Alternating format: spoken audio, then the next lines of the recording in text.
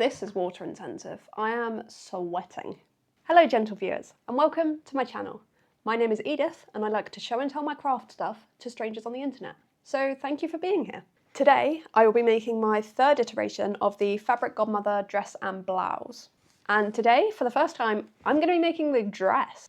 The stakes are kind of high. My friend's wedding is in a few weeks, but I'm also attending a friend's graduation in 2 days, inclusive of today, and I would love to wear this dress for that. So I really need to get it finished. This is my first time ever sewing with rayon or challis.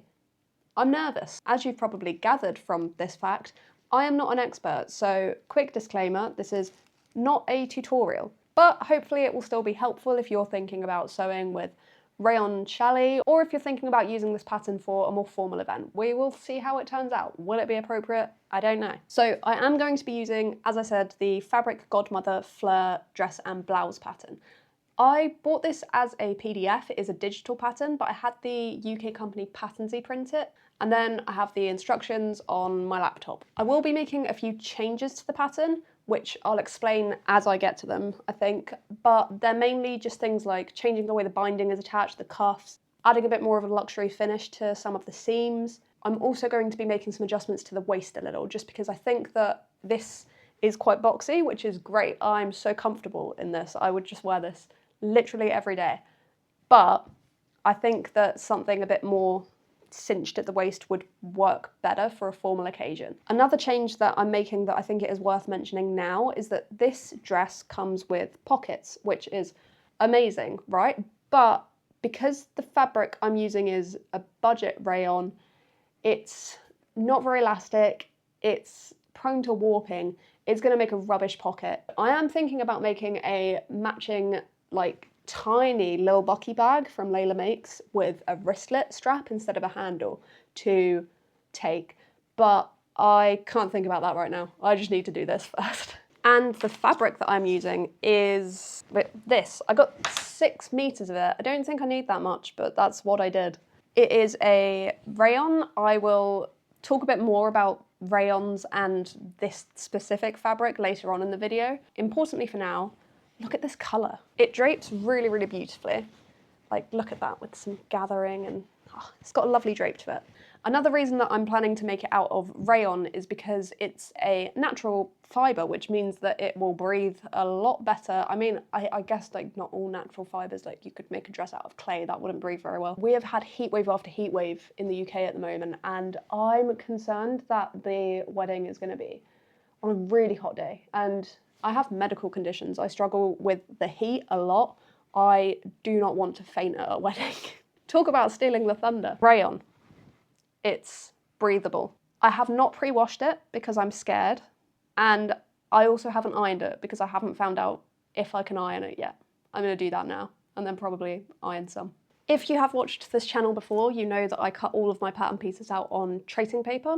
I've got all of the pattern pieces that I need here, apart from the skirt. These I already cut out to make this shirt. I'm gonna reuse, you know, what I've used here, and I will cut out the skirt in a second. But I also need to make some changes to the bodice and back pieces because I'm planning to take some material out at the waist. I can iron it on lower heat and absolutely zero steam. I've got the front bodice piece here, and I need to adjust the side panel on both the front bodice and the back. I want to take out about 4 inches from the waist, 2 inches on either side. I looked at the size chart, and the size that is 2 sizes down from the size that I'm making is 4 inches smaller in the waist than this one that I've got cut out already. So what I'm thinking is I will take the sleeve opening line from the size that I'm actually making and then ease that into the end of the waistline of the size 2 sizes smaller. Just doing the same thing for the back. Trying not to take any material off at the armpit because obviously we need the sleeves to fit in there. And now we just need to cut out the piece for the skirt.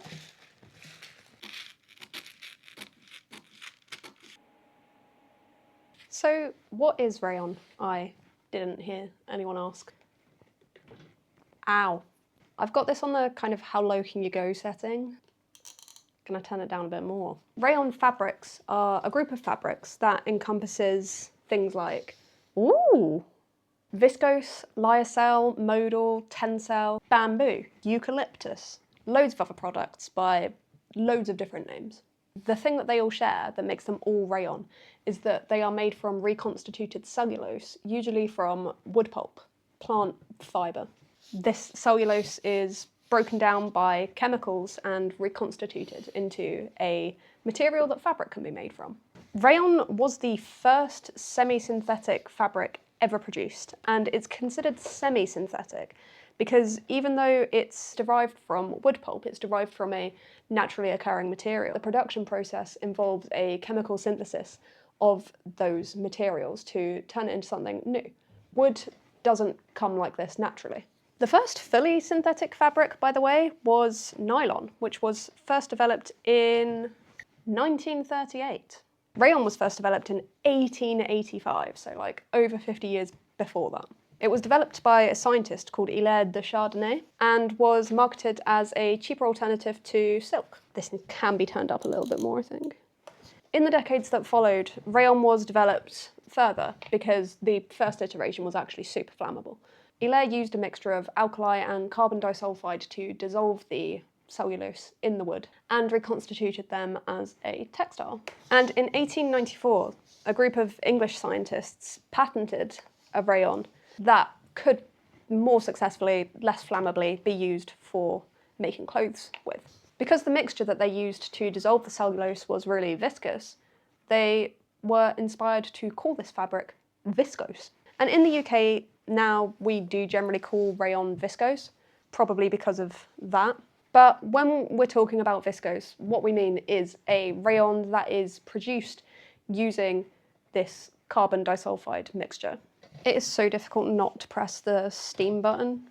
I really need a bigger ironing board. I saw my favourite YouTuber from Carly B making a custom ironing pad. I might do that. This is like a joke ironing board. So small. The fabric that I'm using today is a straightforward viscose. It was produced using carbon disulfide. It is the most budget-friendly rayon, but as is often the case, if I haven't paid for it, that's because someone else, somewhere else, has. So carbon disulfide is immediately harmful to the workers who are producing the material, and it's also harmful to the environment around the factories where it's made. It's often released into waterways, ground soil, and it is a neurotoxin, so it's not good. I found a Guardian article that described rayon as linked to historical atrocities and environmental harm. So I'm feeling pretty bad about myself right now, but it's not all doom and gloom. Oh no, it's moved. This fabric it's tricky. Moves around loads, actually really difficult to get it to go in a straight line, lay flat. There is no way these squares are coming out as squares. Rayon has the potential to be one of the most environmentally friendly materials that we could use in our sewing. One of the reasons rayon can be marketed as environmentally friendly is because it's made of wood pulp. That means that it can decompose properly when it's no longer being used, unlike polyester, which takes a very long time to break down and breaks down into microplastics. And even when compared to other natural materials, like cotton and linen, rayon decomposes more efficiently. Plants like beech and bamboo, which rayon can be made from, they require a lot less water than cotton does to grow.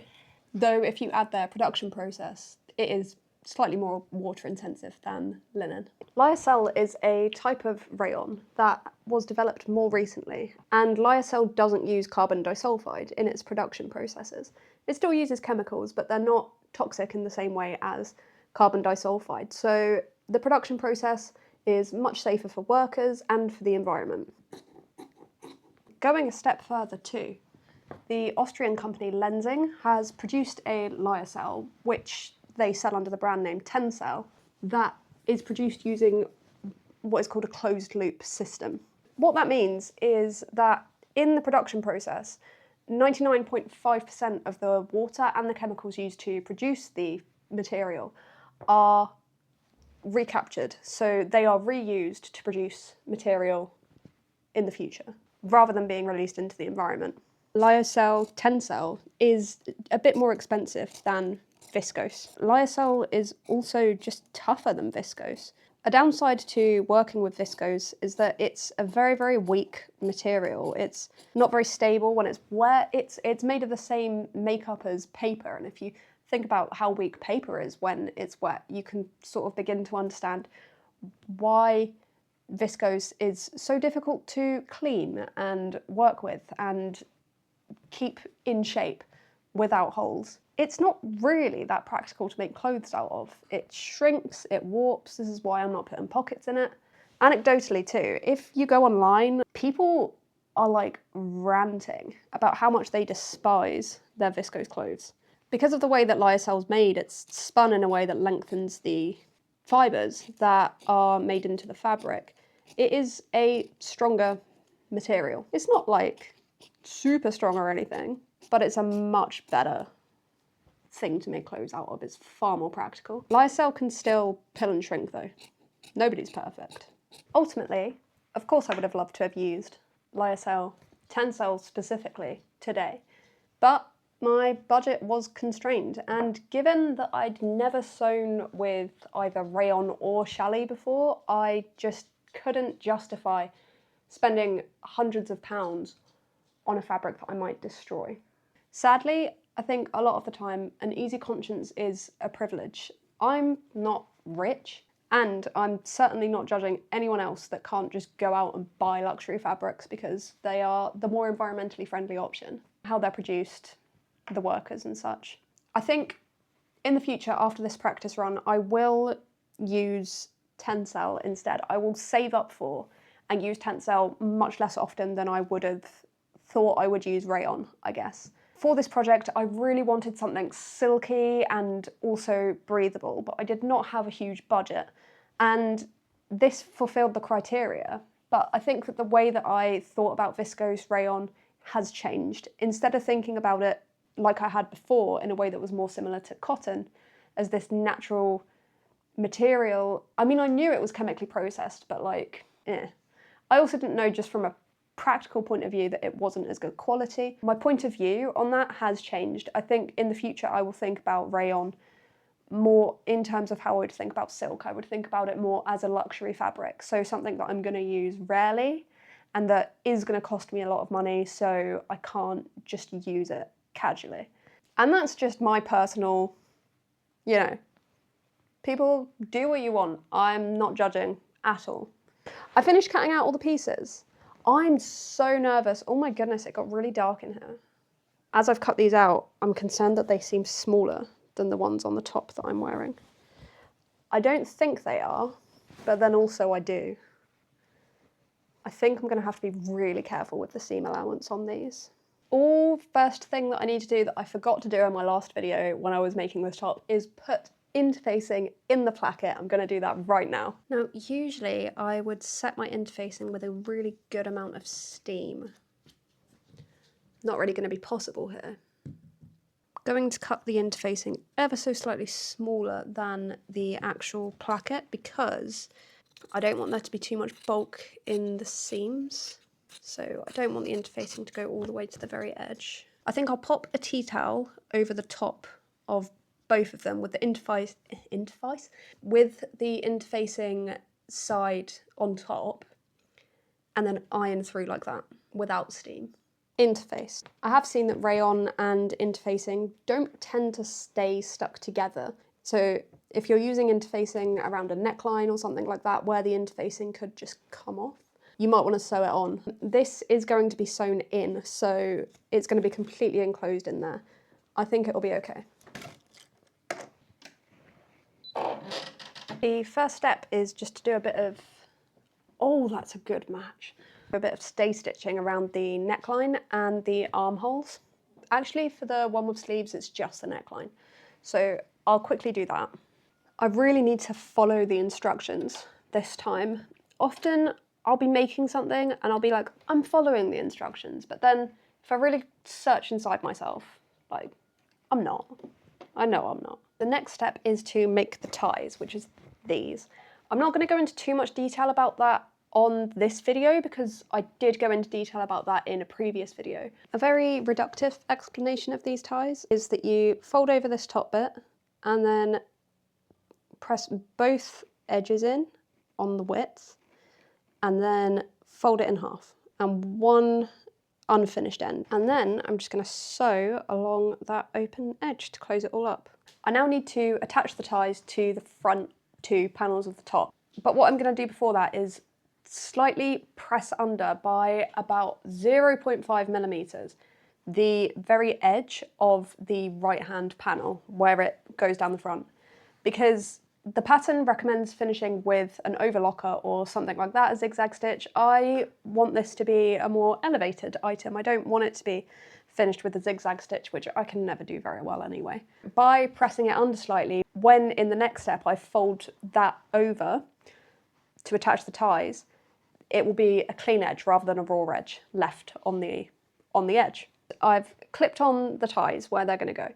On the left hand side, as if you're wearing it, I have put the placket on top of the ties. The ties are sandwiched in between the edge of the panel and the placket. I made the placket by just sewing along the top when it was, you know, folded over inside out, and then turning it the right way around. I'm going to sew the ties on right at the edge to begin with. And then on this side, that's getting turned over once more once the ties are attached, and then top stitched. This side, I'm going to attach them 5/8 from the edge, and then use a bit of bias tape in this material to bind this seam.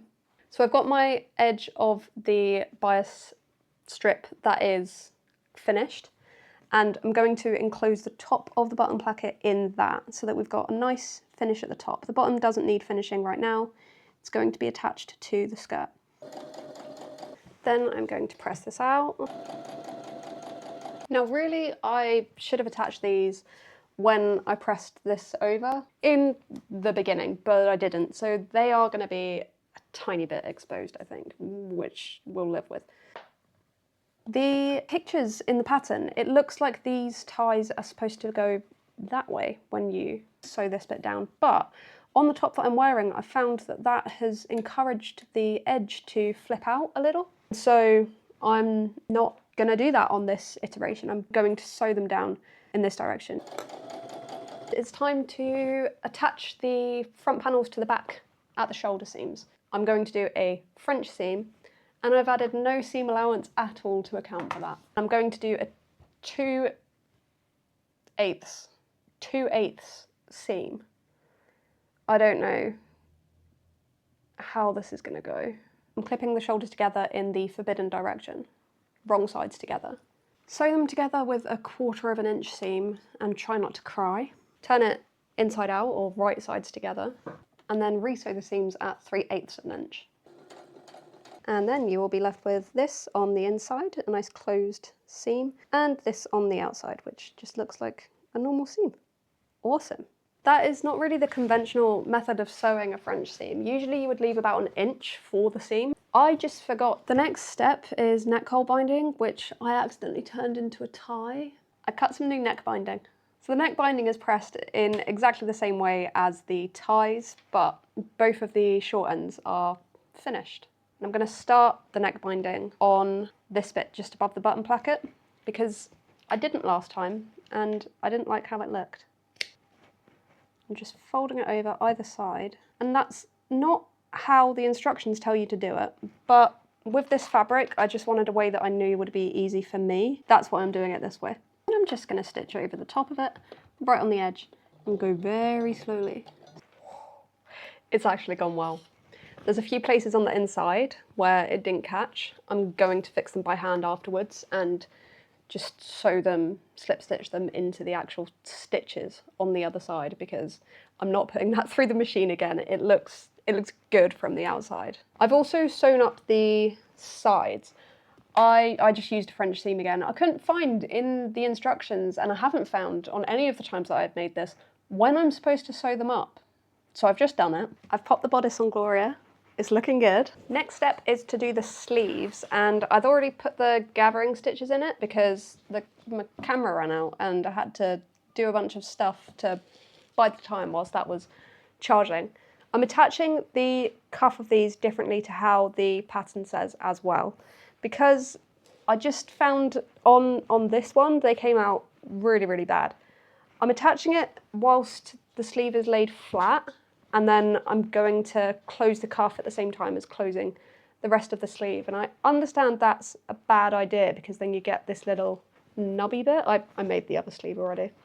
A seam on the inside where the cuff is joined, which doesn't look as good. But this cuff that doesn't have that looks awful because of how I attached it. So I'm just gonna do it like this. I need to gather the whole end of this sleeve so that it is small enough to fit in this cuff. And then I'm attaching the cuff in exactly the same way as I just attached the neck binding. I accidentally did the stitches on this, the gathering stitches, on the short length. And it's a bit bizarre, but I think it looks kind of cool actually. It's just been a bit tricky to move the stuff along. There we go. That's about the right width. That fits in there. Jake's going ham on one of his toys. What am I going to say to him? Excuse me, I'm trying to film a YouTube. Could you be quiet? It's not going to work.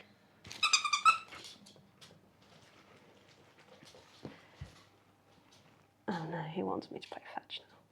And then same as the neck binding, just sewing it very, very, very near the edge. Make sure to sew from the outside of what is going to be your sleeve, because the inside's just not going to look as good unless you're like a genius of sewing. You want to try and get the nice edge on the one that's actually going to be seen from the outside. This sleeve looks really good. The other one that I did, it does not look as good as this. Close up the sleeve. French seam again. Next task to do is make these arms fit in these armholes. To do that, you got to gather them up here. There's 2 notches to mark where they connect with the top in a place that they're not gathered, and I'm going to attach them there on the top and then just gather the rest until it fits. And then you just want to trim off any of the fuzz, because when you do the French seam you don't want it to be poking through on the right side. It's quite difficult to get rid of it all if it gets through. Was that quite jarring? It is a new day. I had to stop sewing yesterday and go watch England get knocked out of the World Cup. I am in a super rush now because I need to get this done before tomorrow, but also before my sister comes over later to stay. I need to clean the house before then and sort out the bed that she's sleeping in and things like that. I'm actually quite stressed right now. Pretty important to press the sleeve if you're doing a French seam. Just really risky to knot because it's possible that you'll end up sewing the seam in the wrong place, and then you'll be able to see maybe these gathering stitches or something. So when I'm pressing it, I'm just making sure that where I've joined it before is right at the top of the pressed out point. Ta-da! Guys, I'm a little worried. Why is this starting to look like something you'd wear to court? Skirt time! I'm just going to sew it into a tube, sew the 2 panels together. I have already gathered 2 of them just because I was like trying to get ahead of myself yesterday whilst the camera was charging. So I've not made it easy for myself. I'm just gathering it up now until it's the right width to go, around the bottom of the skirt. I've tacked the bottom bit of the shirt here as well, just that that's held together and I know the exact width that's going to be. I think I'm probably going to have to take the shirt off of the dress form.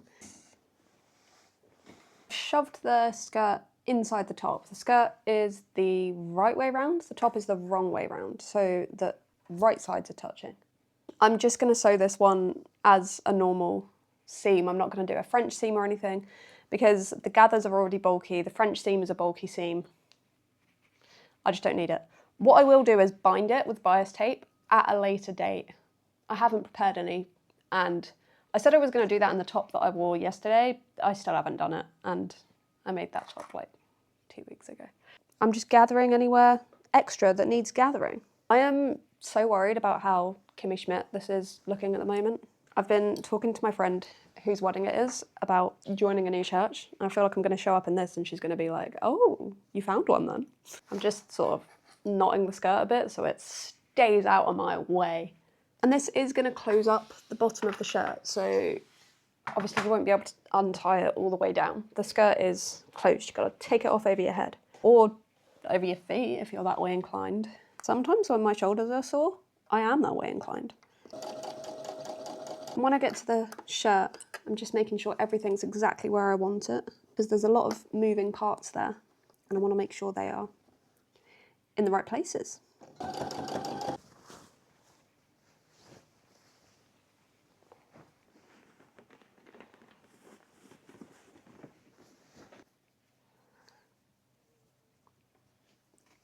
That's not good, but you know, I'll just disguise it with a bow. I just won't tie that one too tight. I'm on the floor now. You can see how much sewing fuzz is down there. I didn't even clean up yesterday.